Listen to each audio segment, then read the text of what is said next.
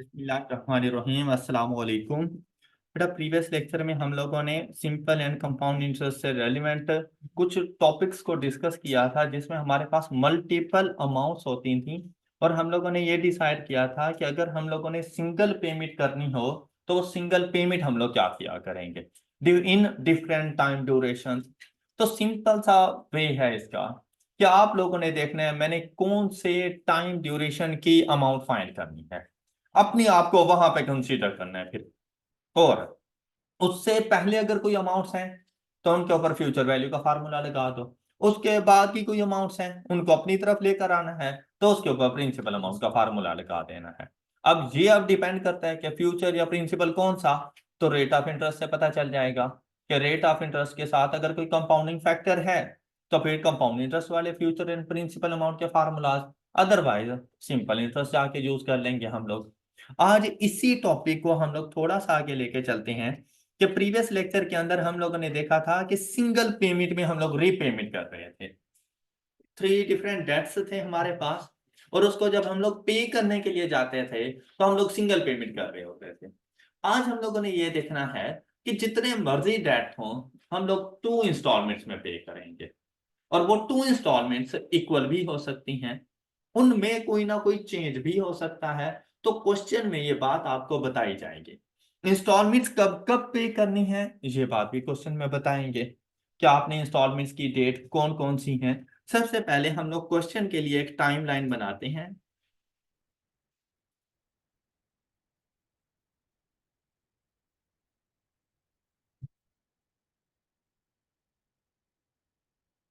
Suppose कि यहां पर है आपके पास 3 इयर्स, 7 ईयर, 10 इयर्स। हाँ जी, अमाउंट्स 20,000, 50,000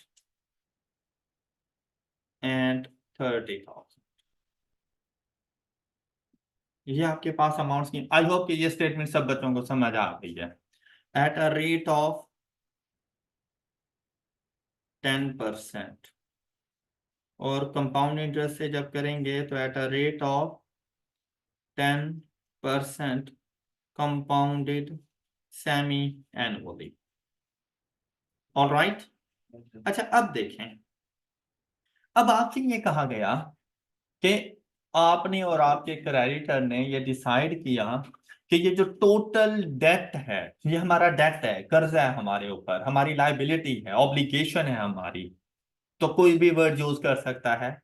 ये आपने सेटल करनी है इन टू इंस्टॉलमेंट्स। और वो उन टू इंस्टॉलमेंट्स के लिए कोई सा भी टाइम ड्यूरेशन आपको बता दिया जाएगा कि उन टू इंस्टॉलमेंट्स का टाइम ड्यूरेशन क्या है।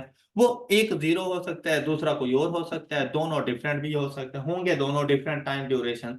तो आपको बता देंगे the first instalment is due at से के 5th year and second installment is due at 8th year. अब ये टाइम ड्यूरेशन आ गई, ये इंस्टॉलमेंट्स का है, इस वजह रीपेमेंट है इसलिए मैंने इसका कलर चेंज किया कि पहले था डेट की अमाउंट, अब है उसकी रीपेमेंट्स। तो रीपेमेंट्स के लिए अब मतलब मैंने पे करनी है ये अमाउंट। अब वो आपको कहेगा कि भाई इक्वल है या अनइक्वल है। अनइक्वल है तो डिफरेंस क्या है वो चीजें आपको बता देगा। से एक उसने क्या कह दिया कि इन टू इक्वल इंस्टॉलमेंट्स, तो मतलब जो फर्स्ट इंस्टॉलमेंट की वैल्यू होगी सेकंड इंस्टॉलमेंट की वैल्यू भी वही होगी। ऑलराइट, लेकिन आपके दोनों डेट्स क्लियर हो जाने हैं। तो भाई आप लोगों ने यहां पर दोनों को एक्स कंसीडर करना है।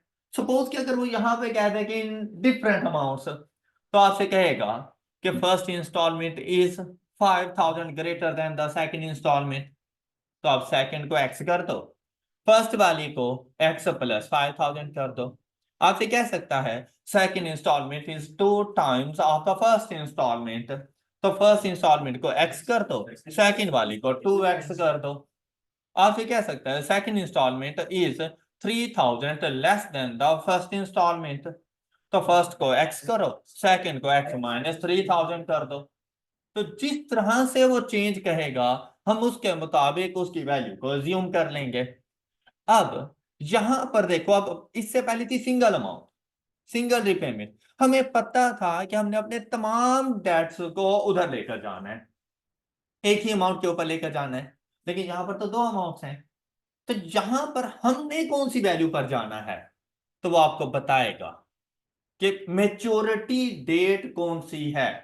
वो 5th ईयर भी हो सकती है, वो 8th ईयर भी हो सकती है। जो भी मेच्योरिटी डेट बताए, आपने अपनी तमाम अमाउंट्स को वहां पर लेकर जाना है। इन केस क्वेश्चन साइलेंट हो कि मेच्योरिटी डेट ना बताई गई हो, तो पहली इंस्टॉलमेंट पे जाना। ऑल राइट, फिर सारी अमाउंट्स को फर्स्ट इंस्टॉलमेंट में लेकर आना। अगर मेच्योरिटी डेट बता दे तो उसको फॉलो करना, ना बताए तो जो फर्स्ट वैल्यू हो वो। क्लियर? तो यहां पर हमारे पास हमारी मेच्योरिटी डेट क्या बन जाएगी, 5th ईयर। अब हमने क्या करना है, अपनी तमाम तर अमाउंट्स, अब जैसी मैंने कहा ना तमाम तर अमाउंट्स, तो इससे मुराद मेरी अपनी अमाउंट्स भी शामिल हैं। मतलब इसमें सिर्फ डेट नहीं है, जो रीपेमेंट्स हैं वो भी शामिल हैं। तमाम अमाउंट्स को 5th ईयर पर लेकर आना है। मैं आपका ये 2000 भी आपके पास 5th ईयर में, ये 8000 भी 5th ईयर, ये एक्स और ये 30,000 सारे इधर। All right. अच्छा, अब क्या करना है, मुझे एक बात बताएं, इसके लिए इक्वेशन यूज होती रहती है कि मैंने आपसे 10,000 रुपया लोन लिया, मैं आपको 8,000 रुपये वापस कर दूं, अमाउंट सेटल कर देंगे? नहीं, आप मुझे कहेंगे कि सर 2,000 रुपीज मजीद, ऐसे ही है ना? क्या अभी तक अमाउंट सेटल ही नहीं हुई? अच्छा, मैंने आपके 8,000 रुपये देने थे और मैंने आपको 10,000 रुपये दे दिया, आप कहेंगे it's good, thank you so much, या मुझे 2,000 वापस करना है। और अगर 10,000 देना था, 10,000 ही दे दिया, तो कोई इशू है? तो बेटा total debt is equal to total payments, ना कम ना ज्यादा। Total debt is equal to total payments. यही इक्वेशन के मुताबिक आपने लेके चलना है।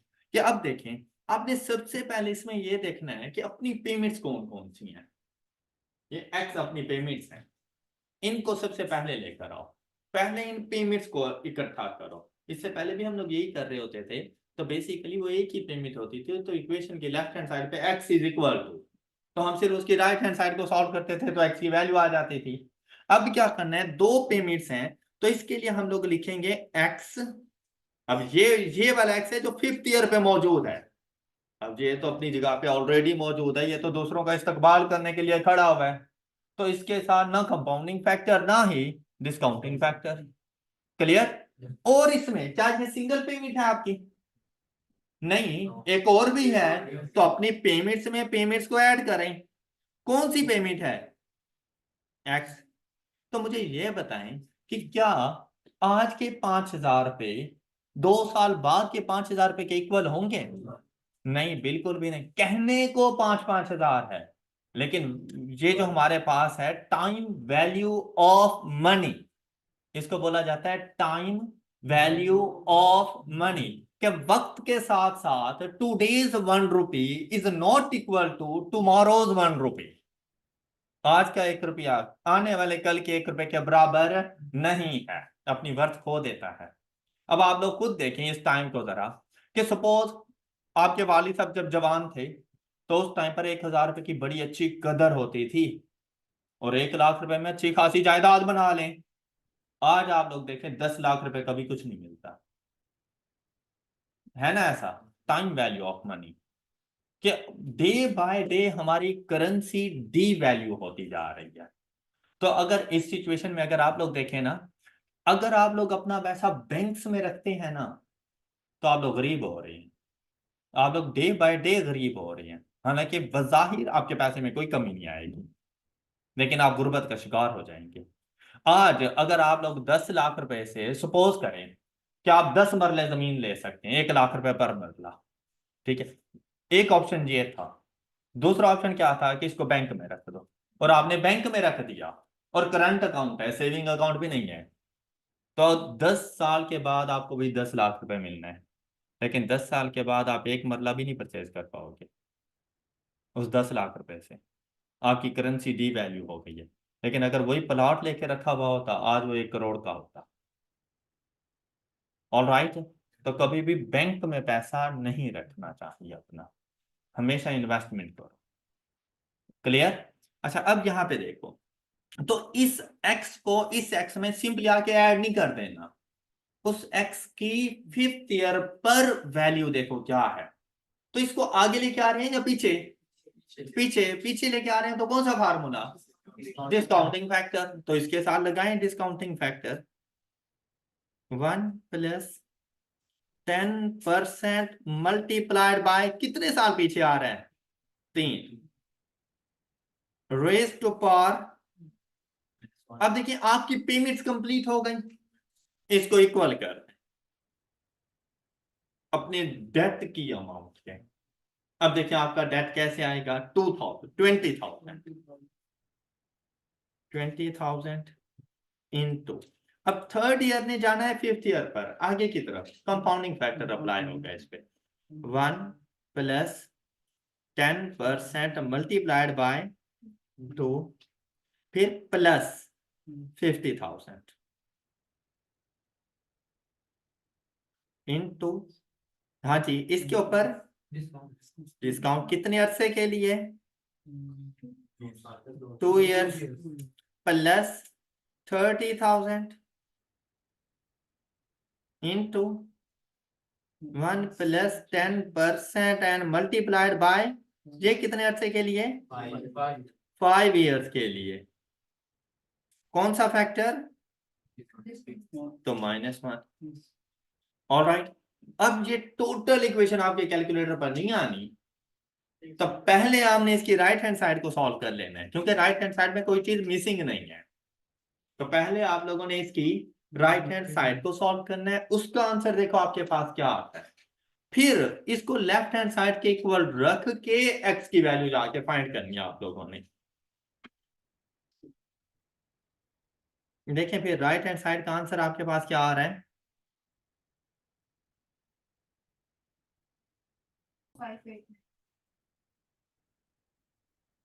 6589। बस नहीं, गलत बोल रहे हैं। 85,666।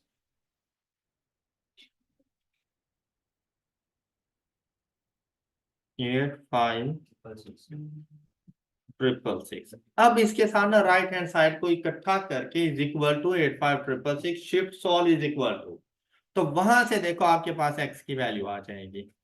एक्स की वैल्यू 48,420 48,420।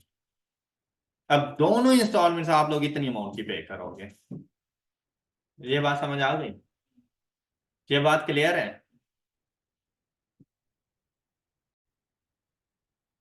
अब सिंपल इंटरेस्ट की इक्वेशन आप लोगों को समझ आ गई, इंस्टॉलमेंट्स का पता चल गया। इसी तरह आप कंपाउंड इंटरेस्ट की इक्वेशन को बड़ी इजी से आप लोग फाइंड कर सकते हैं। सिर्फ रेट ऑफ इंटरेस्ट की कंपाउंडिंग आ जाएगी and time multiplied by M की वैल्यू हो जाना है। वो इक्वेशन आप लोग खुद से प्रिपेयर करें, लेकिन उसको बनाने से पहले ना एक कॉन्सेप्ट यहाँ पे जरा सा सुने। ये जो ऊपर आप लोगों ने अमाउंट फाइंड किया ना 85,666, अगर मैं आप लोगों से सिर्फ ये कहता कि ये सिंगल इंस्टॉलमेंट है और हम लोगों ने 5th ईयर पे जाके सारी पेमेंट करनी है, तो आप लोग मुझे यही अमाउंट बताते हैं कि अगर आज के दिन आप लोग जाकर एक ही इंस्टॉलमेंट पे करो और सारा डेट क्लियर करना चाहो, तो आप लोग ये कह रहे हो कि टोटल डेट की अमाउंट 85,666 है। एम आई राइट? लेकिन आपने सारा नहीं पे किया। आप उसे कह रहे हैं भाई ये मैं 2 इक्वल इंस्टॉलमेंट्स में पे करूंगा। अब इसका ये हरगिज मतलब नहीं है कि 85,666 डिवाइडेड बाय 2 कर दें। करो जरा 85,666 डिवाइडेड बाय 2, तो आपके पास आंसर आ रहा है 42,833, जबकि मेरे पास आंसर क्या आया है? 48,420। अब इस बात का ख्याल रखना है, क्यों? क्योंकि पहली इंस्टॉलमेंट तो आज आप पे कर रहे हो इसका हाफ, लेकिन दूसरी इंस्टॉलमेंट आपने फिर 3 साल बाद देनी है, तो उसके ऊपर तो फिर 3 साल का इंटरेस्ट लग जाना है।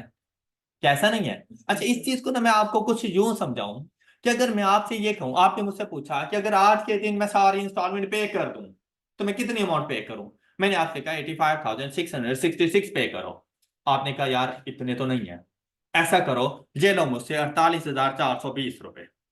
आपने मुझे ये वाली अमाउंट इस दिन आकर पे कर दी, 48,420। तो देखो आपको रिमेनिंग बैलेंस कितना बच जाएगा। ये बातें भी आपसे एग्जाम में पूछी जा सकती हैं कि ये इंस्टॉलमेंट पे करने के बाद आपका रिमेनिंग बैलेंस कितना है।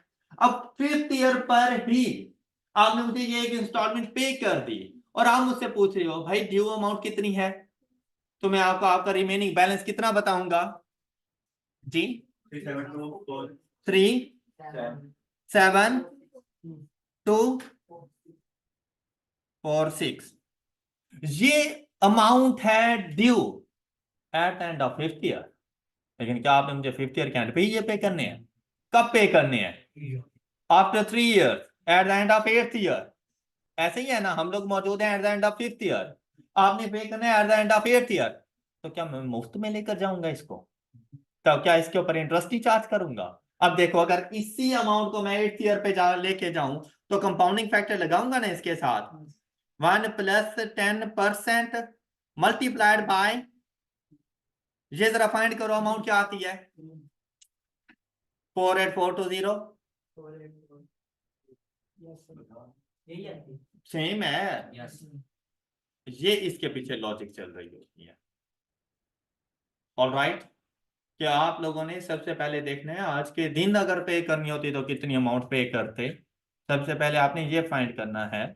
उसके बाद आप लोगों ने एक्स की वैल्यू फाइंड की, तो पहली इंस्टॉलमेंट पे कर लेने के बाद ड्यू अमाउंट इक्वल अमाउंट की नहीं रहती। ड्यू अमाउंट तो फिर मेरी रह गई है 37,246 रुपए, लेकिन due to 3 years time duration मैं 37,246 रुपए नहीं पे कर रहा, उसके ऊपर इंटरेस्ट भी पे करना है। और जब उसका इंटरेस्ट कैलकुलेट किया तो भाई पहली और दूसरी इंस्टॉलमेंट देखो ऑटोमेटिकली इक्वल आ नहीं गई। क्लियर है ये कॉन्सेप्ट? अब कंपाउंड इंटरेस्ट की इक्वेशन बनाओ जरा। तो कंपाउंड, अच्छा ये ब्लू में मैंने इसीलिए लिखा है कि ये एक्सप्लेनेशन थी, इसलिए मैंने ऐसे लिखा है। अदरवाइज आपको ये एक्सप्लेन करने की उधर जरूरत नहीं है, आपने बस एक्स फाइंड किया और आप उसे इंस्टॉलमेंट की वैल्यू बता देंगे कि भाई इंस्टॉलमेंट की वैल्यू ये है हमारे पास। क्लियर? अच्छा अगर इंस्टॉलमेंट में कोई कम ज्यादा हो कि ट्वाइस है, हाफ है, 5,000 ग्रेटर है, 3,000 लेस है, तो ये देख लेना एक्स कहां पर है और आपने कौन सी वैल्यू बतानी है। हो सकता है वो आपसे कहे the value of second instalment is, तो इस सिचुएशन में तो फर्स्ट और सेकंड दोनों इक्वल है। सपोज कि अगर यहां पे होता the second instalment is twice of the first, तो भाई इसको मल्टीप्लाई करके 2 से फिर बताना था। अगर वो कह देता second instalment is 3,000 greater than the first instalment और मैंने फर्स्ट को एक्स कंसीडर किया हुआ था, तो मैं इसमें 3 ऐड करके सेकंड इंस्टॉलमेंट बताता। तो ये जरूर देख लेना कि उसने आपसे इंस्टॉलमेंट कौन सी पूछी है और उसमें क्या फर्क आ रहा है। तो इसका बेस्ट वे ये होता है कि जो पूछी है उसको एक्स कंसीडर कर लो, तो जो एक्स आएगा वही आपका आंसर होगा, चाहे वो फर्स्ट हो चाहे वो सेकंड हो। क्लियर? उसके मुताबिक फर्स्ट को चेंज कर लो। ऑलराइट,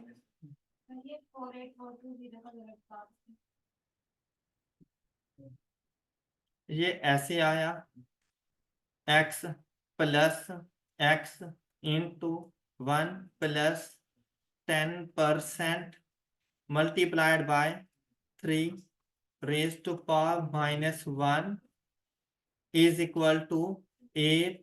अब ये पूरी इक्वेशन बेसिकली नहीं आ सकती थी, तो मैंने राइट हैंड साइड को पहले न्यूमेरिकली सॉल्व कर लिया कि ये आंसर आ रहा है 85666 सॉल्व इज इक्वल टू 48419.9 था तो उसको हमने 20।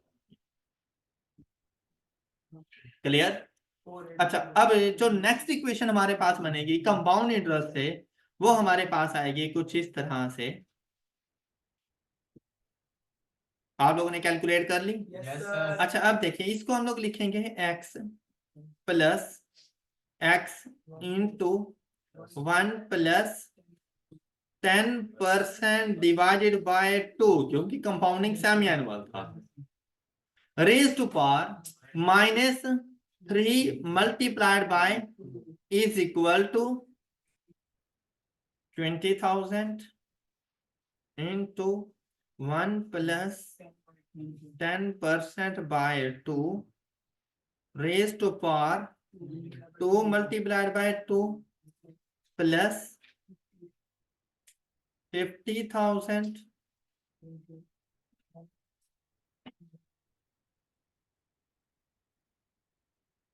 raised to power minus 2 multiplied by 2 plus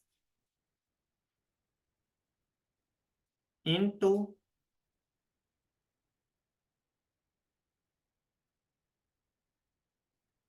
raised to power minus 5 by। I hope कि ये इक्वेशन आपको समझ आ चुकी होगी। अच्छा अब देखो, अब जब ये कैलकुलेटर में पुट करनी हो ना, देखिए राइट हैंड साइड पे तो कोई चीज मिसिंग नहीं है ना, राइट हैंड साइड की तो सारी वैल्यूज बिल्कुल कंप्लीट है, तो आप उस इक्वेशन को पहले सॉल्व कर सकते हो। अब यहां पर एक चीज का ख्याल रखिएगा कि अभी भी ये आउट ऑफ रेंज जा सकता है, तो भाई जो कैलकुलेशन खुद कर सकते हो वो तो करके दे दो उसे। 10% बाय 2 लिखने से बेहतर नहीं है कि मैं इधर 5% कर लूं? किसी को एतराज? तो भाई जो चीज खुद से फाइंड हो सकती है वो करो। इसी तरह से माइनस ये 2 मल्टीप्लाइड बाय 2, तो पावर में जाके सिंपली 4 लिख लो प्लस 50,000। मतलब कुछ ना कुछ आप लोगों ने इसकी कैलकुलेशन खुद से करते जाना है। Raise to power minus 4 plus, अब अपने आंसर को जरा इसके साथ मैच कीजिएगा। 1 प्लस आप लोगों ने फाइंड कर लिया होगा raise to power minus, and answer is, बोलो 83,863।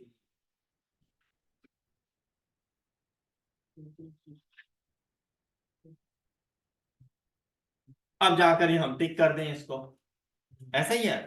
नहीं, अभी सॉल्व नहीं हुआ, अभी इसकी लेफ्ट हैंड साइड रहती है, अब लेफ्ट हैंड साइड को लेना है। अच्छा आप जब इतनी हैवी कैलकुलेशन अपने कैलकुलेटर पे कर लेते हैं, उसके बाद कोशिश करें उसको रिफ्रेश करें अगली हैवी कैलकुलेशन, अदरवाइज उसने अच्छा खासा टाइम ले जाना है। तो रिफ्रेश करने के लिए शिफ्ट 9 3 इक्वल टू AC। अब इसने टाइमली आपको आंसर कर देना है, या जरा रिफ्रेश हो चुका है। अच्छा अब देखें यहां पर, अब इसे क्या लिखेंगे, x plus x into 1 plus 5% raise to power minus 6 is equal to 83,863 is equal to, and x is 48025।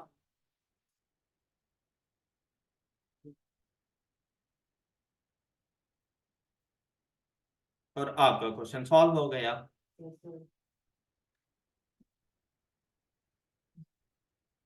सब बच्चों को समझ आ गया ये कॉन्सेप्ट? अच्छा अब इसी तरह का एक क्वेश्चन आपकी बुक में मौजूद था,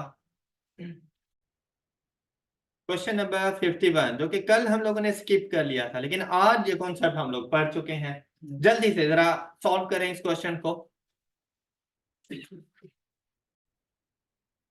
और इस क्वेश्चन का आंसर आप लोगों के पास आया होगा ऑप्शन बी 3034। अच्छा पॉइंट के बाद थोड़ी बहुत डेविएशन चल जाती है, इवन के 3435 हो जाता है, 3433 हो जाता है, तो फाइनेंस में इतनी बहुत आप लोगों ने राउंडिंग ऑफ का डिफरेंस जरूर रखना है कि जो क्लोज वैल्यू हो ठीक हो, मोस्टली आपके पास एक्यूरेट आंसर आएगा। अच्छा अब देखिए आपने इसको सॉल्व कैसे किया, कहते हैं A B owes ₹2000 due in 3 month, मतलब ए बी कर्जदार है जो कि उसने 3 मंथ्स में ₹2000 पे करने हैं, 7 मंथ्स में ₹4000 पे करने हैं। She and her creditor agrees to settle the debt by 2 equal payments. अब देखिए पहले भी 2 ही पेमेंट्स थी लेकिन इक्वल नहीं थी। अब उन्होंने क्या डिसाइड किया कि आप 2 इक्वल पेमेंट्स कर दें लेकिन डिसाइडेड टाइम पर नहीं। अब पहली इंस्टॉलमेंट कब करनी है, 1 in 5th month and the other in 11 months। फिर क्या कहते हैं, what will be the amount of each payment if one is worth। अब देखें बेटा, यहाँ पर किसी किस्म की कोई कंपाउंडिंग की बात नहीं है। ये वाला क्वेश्चन सिंपल कंपाउंड इंटरेस्ट दोनों में पूछा जा सकता है। उसका ताल्लुक टाइम ड्यूरेशन से नहीं होता कि टाइम इन मंथ्स है तो कंपाउंडिंग मंथली होगा, और ऐसी कोई बात नहीं है। सिंपल हो चाहे कंपाउंड हो, टाइम ईयर्स में भी हो सकता है, मंथ्स में भी हो सकता है, डेज में भी हो सकता है, कोई फर्क नहीं पड़ता। हमें या तो क्वेश्चन बताएगा या रेट ऑफ इंटरेस्ट बताएगा। तो रेट ऑफ इंटरेस्ट के साथ कहीं पर कंपाउंडिंग की कोई बात नहीं थी, ना ही क्वेश्चन में बताया गया था कि यूजिंग कंपाउंड इंटरेस्ट। तो आप लोगों ने फिर सिंपल इंटरेस्ट पे रहना है। और फिर देखें यहाँ पे, अब दो वैल्यूज थी, तो मैंने आपको समझाते हुए कहा क्वेश्चन में बताएगा कि मैच्योरिटी डेट कौन सी है, ना बताए तो फर्स्ट बार, ऐसे ही है ना। तो उसने यहाँ पर आपको बता दिया the maturity date is 5 months, 5th month। तो आपको अब आपको ये बात भी क्लियर हो गई। इट मींस दैट आपने अपनी तमाम तर अमाउंट्स को 5th मंथ पे लेकर आना है। अब उसके लिए वैसे तो टाइमलाइन बना लेना बहुत अच्छी बात है, लेकिन अब वो था कॉन्सेप्ट्स को सीखने के लिए। अब टाइमलाइन सिर्फ आपके माइंड में हो और आपके कैलकुलेटर पर आपकी सिर्फ इक्वेशन चल रही हो, ऑलराइट। अब आपने ऐसी प्रैक्टिस करनी है, मतलब आपने ये देखते हैं कि भाई पहली इंस्टॉलमेंट तो मेरी एक्स पर आ गई, 5th पर आ गई, और वो एक्स रुपीस है, इक्वल है दोनों। फिर दूसरी इंस्टॉलमेंट भी मेरे पास एक्स है, लेकिन मैंने इसको 11 मंथ से 5th मंथ पर लेकर आना है। तो इसके साथ मैं डिस्काउंटिंग फैक्टर अप्लाई करूंगा, 1 प्लस मल्टीप्लाई बाय 11 से 5th पर आना है, 6 मंथ्स है। तो मंथ्स को ईयर्स में कन्वर्ट करो, क्योंकि मेरे पास अगर ये रेट ऑफ इंटरेस्ट होता ना पर मंथ, तो फिर मल्टीप्लाई बाय 6 कर लेता, कोई फर्क ही नहीं पड़ना था, क्योंकि दोनों सिमिट्री पे थे। अब यहां पर rate of interest per year है, ना बताया जाए तो पर एनम होता है। रेट ऑफ इंटरेस्ट ना बताया जाए तो पर एनम होता है, एनुअल रेट ऑफ इंटरेस्ट होता है। जब रेट ऑफ इंटरेस्ट एनुअल है तो टाइम इन ईयर्स होना चाहिए। तो मेरे पास तो 6 मंथ्स है, तो मैं क्या करूंगा, मल्टीप्लाइड बाय 6/12, और इसके साथ कंपाउंडिंग फैक्टर या डिस्काउंटिंग, डिस्काउंटिंग रेस्ट पार। अब ये आपकी पेमेंट्स कंप्लीट हो गई, इज इक्वल टू डेट। पहला डेट क्या है, तो आपने लिखना था 2000 इंटू 1 प्लस कितने टाइम पर है, 3 मंथ्स पर है, 5th मंथ पर लेकर जाना है, तो 2 मंथ्स का टाइम ड्यूरेशन मल्टीप्लाइड बाय, अब इसने आगे जाना था तो compounding factor plus 4000 into 1 plus 6%। ये 7 मंथ्स पे था, 7 से 5th पे आना है, वापिस आना है फॉर 2 मंथ्स, तो टाइम 2/12 रेज टू पावर। अब जैसे ही आप ये वाली इक्वेशन अपने कैलकुलेटर पे बताएं, आपके पास x की वैल्यू आ जाएगी 3034.3। Alright, any issue? I hope कि आपको ये वाला कॉन्सेप्ट अच्छे तरीके से समझ आ चुका है। अच्छा, इसी के साथ एक और छोटा सा कॉन्सेप्ट आज हम लोग डिस्कस करते हैं।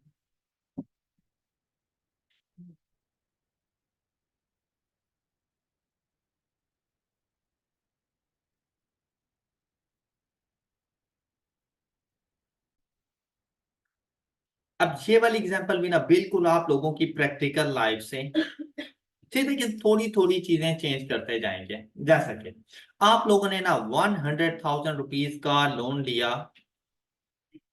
फॉर 3 ईयर,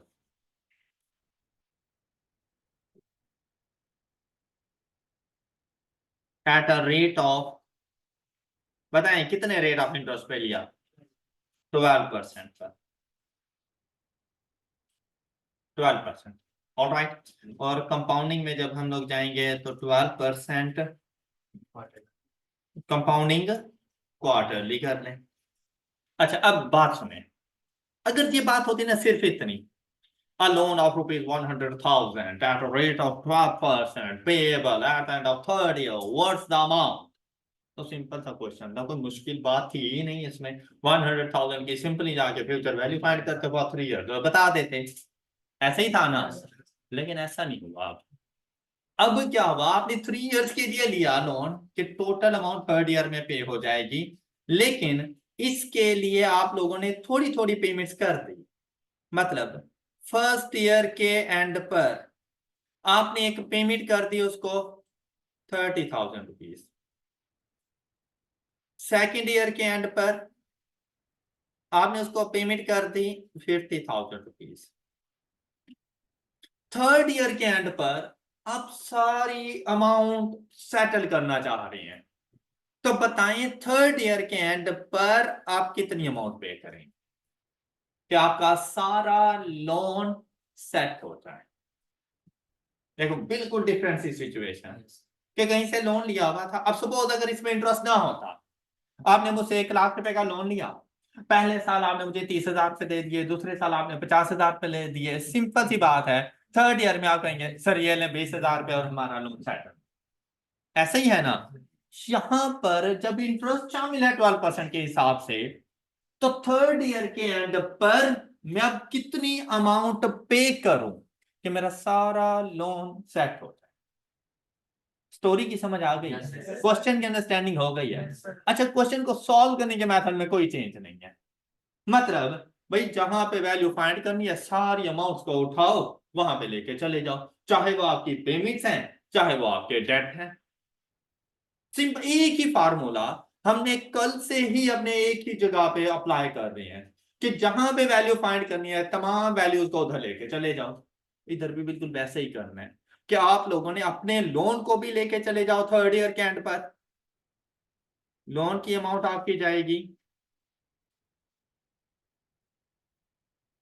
थर्ड ईयर के एंड पर, आपकी पेमेंट्स भी थर्ड ईयर के एंड पर चली जाएंगी और यहां से एक्स की वैल्यू फाइंड कर लेंगे। अब क्या करना है, सेम वही method, total payment is equal to total debt. अब क्या करना है, यहां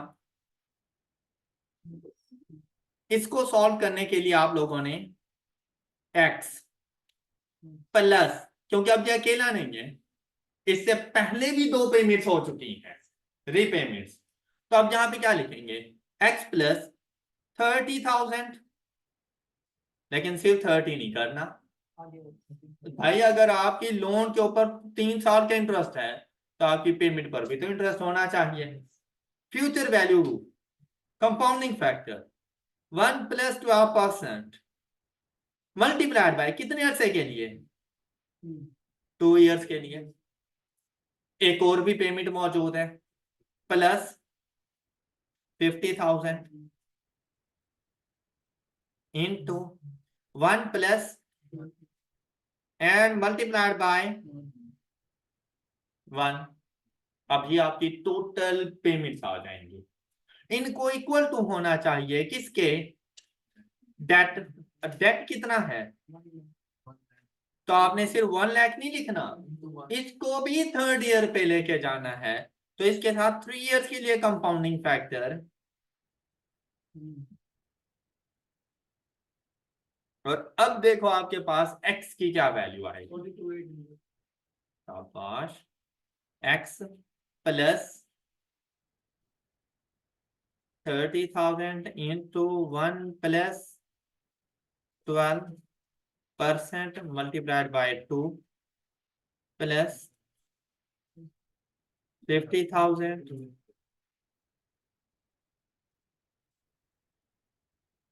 अच्छा, अब ऐसा नहीं है कि यहाँ पे लेफ्ट हैंड साइड को इज इक्वल टू कर दो, तो भाई इसमें एक मिसिंग वैल्यू शामिल थी, ये इज इक्वल टू नहीं हो सकती।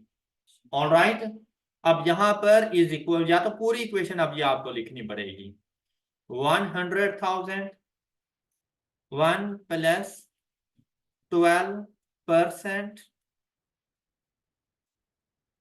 multiplied by 3 and the answer is 42,800।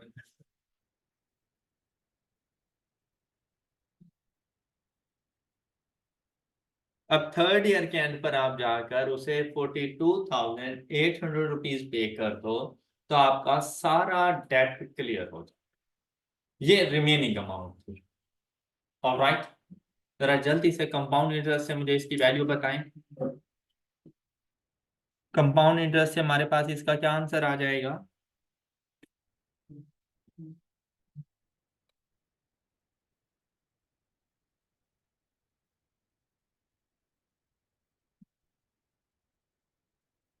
Twelve percent. अब मैं लिखने के लिए तो डिवाइडेड बाय 4 कर रहा हूं, लेकिन जब आप कैलकुलेटर पे बताने लगे तो आप 3% लिख लेना।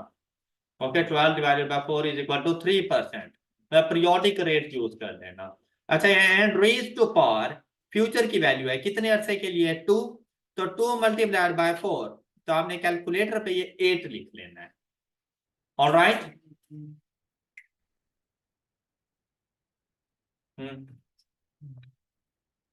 Plus 50,000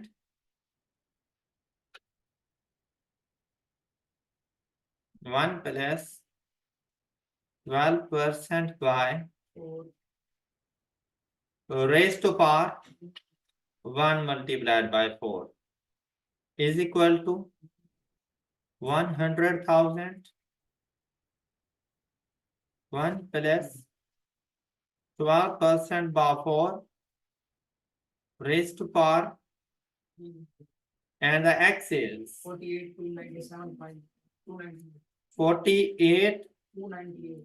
to 98। ये आपके पास आंसर आ जाएगा। आई होप कि आपको यहाँ तक के सिंपल एंड कंपाउंड इंटरेस्ट के तमाम कॉन्सेप्ट्स क्लियर हो चुके होंगे। अब एक तो हमारे कॉन्सेप्ट्स रहते हैं जो हम लोगों ने डिस्कस करने हैं, और उसके बाद हम लोग प्रैक्टिस क्वेश्चन की तरफ आ जाएंगे और हमारे ये चैप्टर तकरीबन कंप्लीट होने वाला है। That's all for today. अपना बहुत सा ख्याल रखिए, नेक्स्ट लेक्चर में मिलेंगे। अल्लाह हाफिज।